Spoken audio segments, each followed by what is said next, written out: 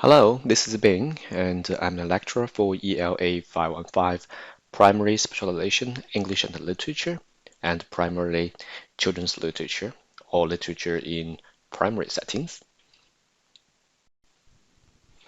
Week 1 starts with the discussion of language, text, and context. To put it in another way, that is, what is language? What is this about?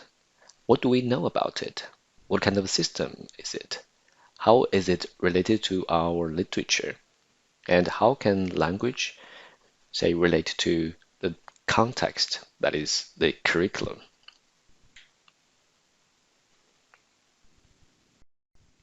Let's start with the question of what is language? I think I can use a very simple experience of mine to illustrate this. I speak Mandarin. I know a little bit local dialect of Chinese, and also I can speak English and a very little French, which is very lousy. But my son, for his case, is a little bit different. He came to Australia when he was 4 months old, and he picked up English and with other local kids, and when they stayed in childcare. So I really don't know whether he is a native English speaker or not. He has very limited Chinese. In this case, it makes me think that we are actually in different world because the language system that we used to see the world is different. And the language context, social context, historical context that we used to construct our language, the use of language, are different. So, definitely, we are not in the same world. So, this applies to the multicultural society in Australia, with so many people, students, they speak different languages. This poses certain challenge to teachers, actually. Scholars provide a large number of definitions from a linguistic perspective to define language. They see this, say, from varied perspectives. For Edward Sapir, and he tries to see language as human communication. And for Edward Hall, and he highlighted the arbitrary symbol and of human communication. And for Noam Chomsky, and he sees from a functional grammar perspective, which reduces language to a set of rules. It's a rule governed, let's say. When Robin and he came to define this, and language become, say, a convention, and which is similar to the system other people mentioned. For the ease of understanding, many scholars they try to reduce language to its minimal form. The most agreed upon one is this: language is system, communication, arbitrary, and symbol. For language is a system, this does not only mean that language is a phonic system, grammatical system, but also social, political, and cultural system, because language is nurtured in all the systems. Second, communication, the way we convey meaning to others, not limiting to voice, not limiting to gesture, including everything that we can use to convey ourselves. The way you dress, the ethnical apparels that you wear, everything. Just like the picture book, and from the way the people dress, we can identify and the cultural, see, ethnic minority groups, and we can identify the possible, say, origin of all these people. The third one is arbitrary, and this refers to that all these sound script are man-made, and there's no direct linkage between this, say, arbitrarily made voice or symbol and with the actual, say, world itself. For symbol, this symbol could refer to everything. And just like we mentioned, the things you wear and how you dress yourself, how you style your hair, and these, say, street signs and from the shops, everything.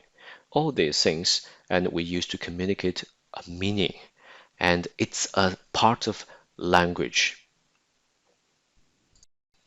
In a set text by Johnson, and she collected a large number of, say, quotes about words, how we think about, say, language. And I think there's something I want to mention is that language is a form of life, and which is from a linguistic perspective, and it's the system that people are living in.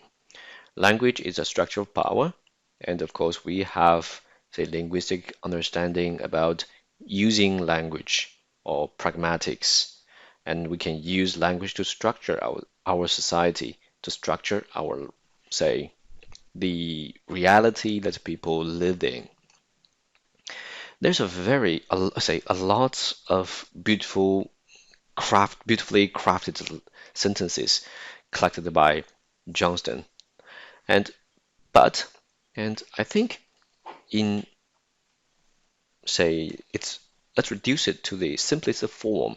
I personally and would say that language is an epitome of human existence. Um, when I'm saying this, what I mean is that when we use our language, and it can clearly manifest, see, a person's experience of living. The way one speaks not only for himself, speaks for the whole society, and speaks for, say, what kind of education this may have. This is something similar to literature. When a person, say, produces certain kind of literature, and the literature itself and represent certain kind of a human existence, even it's an imaginary one. After the discussion of definition for language, let's come to see the language in Australian curriculum. Since 2013, the Australian curriculum has included English as a key learning area and with three different strands: language, literature, and literacy. The importance of a language does not stay with language, literature, and literacy only, and you see that it involves the, say, building of other general capabilities such as numeracy, ICT capability, and critical and creative thinking, personal and social capability, ethical understanding, and intercultural understanding. All this and aid through the learning of English. Of course, it offers more cross-curriculum priorities, such as the understanding of the history and the cultures of Aboriginal people, and also about Asia and Australia's engagement. Of course, sustainability. Here are some questions about the language that you might think of, and you can post your reflection on the discussion board. Then the second question is, what is literature? And if you read our set textbook, you find multiple beautifully crafted sentences made by Johnson to describe what literature is. And you see that all these definitions are varied. I should not say definition. All these sentences that she used to describe literature, and it's from multimodal perspective. Language is applied, literature is applied language, and literature is sound, rhythm, mood, and feeling, as well as meaning. And let me recall one sentence I used in the previous slide, and which is language is an epitome of human existence. And in this way, and I would say that literature is an epitome of language and thus human existence. Why we say that? When language starts and we use stories to share our feelings, our experience, For example, we haven't experienced anything from Shakespearean times, and because that belongs to the past. But from the literature they produced, and from all the stories from Boccaccio, and we know something, and from their own times. It's all because Z brought all this time, space, culture, and everything, the society itself, and to the reader through their literary production. With the development of language, and we have text, and then the past and the present text, and it's also a depiction and say representation of the writer's rendition of their existence, and through their own eyes, from their own interaction with society, with culture, and to present it with a certain kind of aesthetic value. And it may be used to enrich our lives and the children's lives. Australian curriculum sees literature from a social cultural perspective, which highlights three key ideas.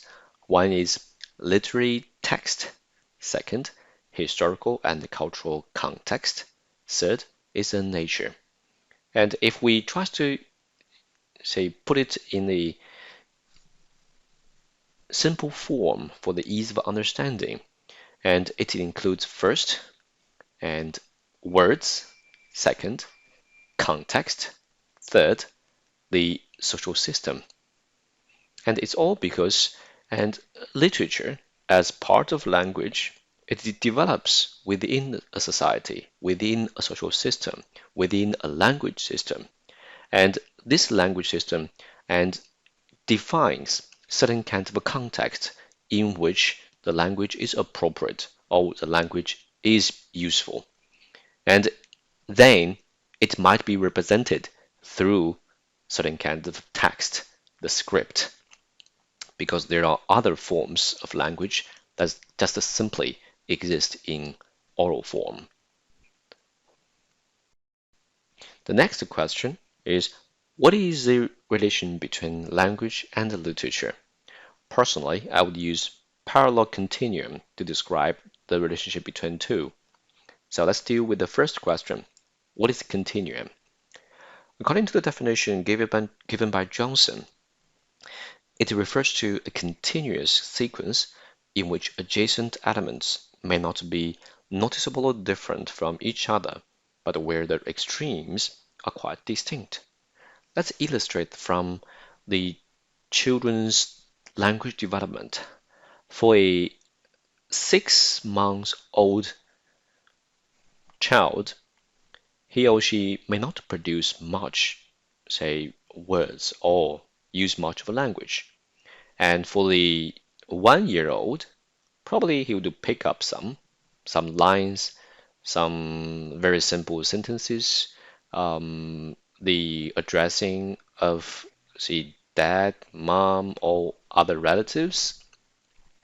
Then for baby of 1 year and a half, there might not be great difference from baby who's 1 year old, but with the development of times, and they would gradually pick up more language. So if when they are 5, you find that it's quite different, and they would talk a lot, and they will not stop. So in this way, it is a continuum. We can see this continuum in Australian curriculum if we take literature, for example, for the foundation year, year 1 and year 2. And for literature and context, in foundation year, it is recognized that texts are created by authors who tell stories and share experience that may be similar or different to students' own experience. But for year 2, and it becomes discuss how depictions of character in print, sound, and image reflect the context in which they were created. So you see that there is certain, say, gradual changes in the way Students need to learn things. That is a sense of continuum. If we go to year six, and the requirement for literature and context and would be very different from the foundation years. This is what we called continuum. Then what is parallel continuum? Why parallel? To make it simple, we say that the development of a language should be in alignment with one's selection, response, and production in literature. We can use a very simple example to illustrate this. And when we are very early age, and the choice of books is quite simple, and with a lot of pictures, few sentences, it's all because and this and is in alignment with the language we are using. But with the more, say, learning and training and becoming more creative and more critical, and we choose to read more complicated stories, say novels, fictions, non-fictions. The parallel continuum of language and literature could offer, say, great implication for the selection of material in the children's literature class. After discussion of language and literature, we need to be more aware of our linguistic background and also our cultural background. Because in Australia, and the Australian classroom is quite multicultural, students will be coming from very different linguistic background. So your understanding of language and literature would very much affect their understanding of literature. And so in a selection of literature, and we need to be more aware of the content and also be aware of the what is considered to be knowledge in education. And very often, literature is not only about literacy and its cultural, social, and political and historical. And we need to understand we are different, and our interpretation of literature might be different because, say, people speaking of different languages, they might hold different cultural values.